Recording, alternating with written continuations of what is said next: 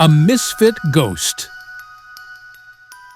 Every boy who devours adventure novels knows the legend of the Phantom Ship, a spooky specter of the high seas. But what if the ships themselves were haunted? What if the U.S. Coast Survey had a vessel in active service, one that its own officers believed to be haunted? The Eagre, a 140-foot schooner, was considered an undesirable vessel within the Coast Survey. An atmosphere of gloom clung to her, one that even the most boisterous wardroom jests couldn't dispel. Officers avoided duty on board as if it were a plague, sharing tales that would send shivers down the spine of the most hardened sailor.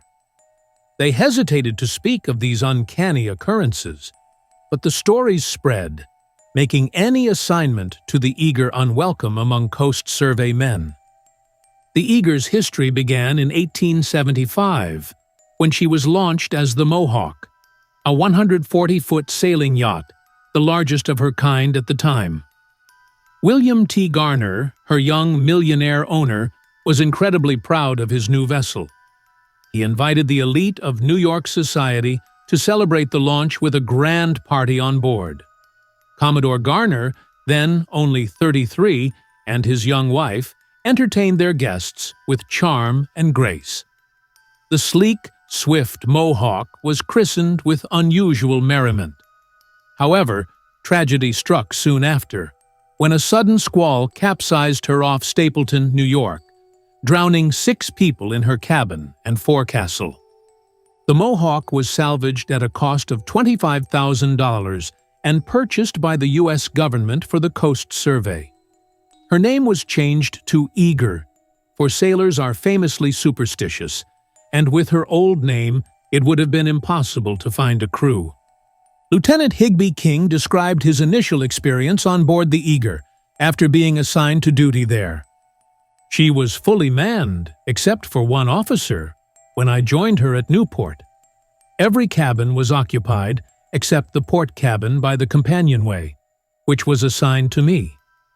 We had a lively wardroom mess that evening, and I retired early as I was tired from my journey. The others at the table watched me go to the port cabin in absolute silence, wishing me good night. Their silence didn't raise any alarms, though I knew the Eagre had once been the Mohawk. My cabin door had the standard brass lock, and the porthole was securely fastened. No one could have been hiding under the bed or the sofa, as both were fitted with solid oak paneling. I undressed leisurely and left the light burning dimly in my bracket lamp. I tried to go to sleep for what felt like ages, with my back turned towards the light. The noise from the wardroom eventually stopped, and I knew the others had gone to bed, but I felt inexplicably nervous and restless. I turned over to face the light, wide awake, and there, in the single chair, sat an elderly man, lost in deep thought. He was dressed in a blue yachting reefer with a long gray beard. His hands were clasped in his lap, and his eyes were downcast. His face wasn't pale and ghostly, as ghosts are often portrayed, but ruddy and weather-beaten. I watched him in silent terror for what felt like an hour. He, or it, or whatever it was, didn't move, nor did it say anything. Eventually, I looked again, and it was gone. At breakfast, the others watched me critically as I took my seat.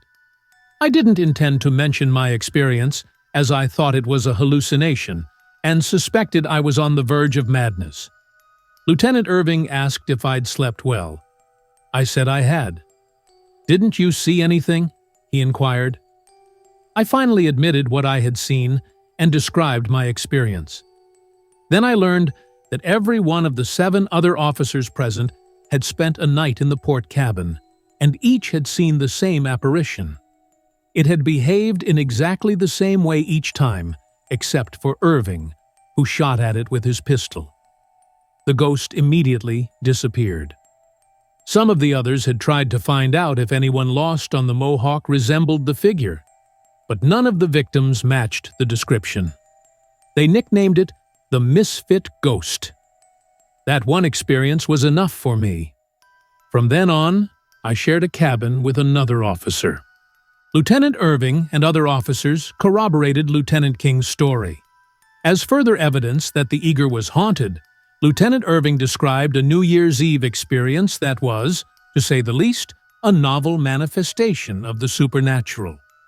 It was during our mess. We had just toasted sweethearts and wives, as Yankee sailors do the world over when celebrating.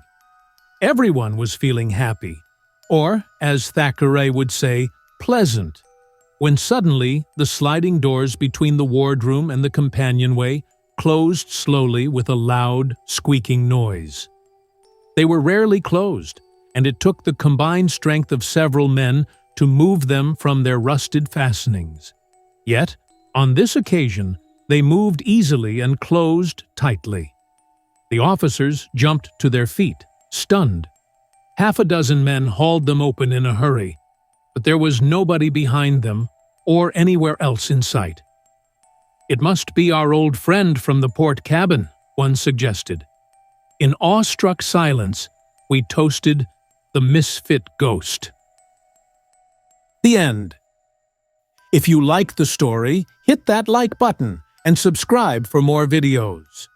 Let me know your thoughts in the comments below. Was there anything that surprised you? Who's your favorite character in the story?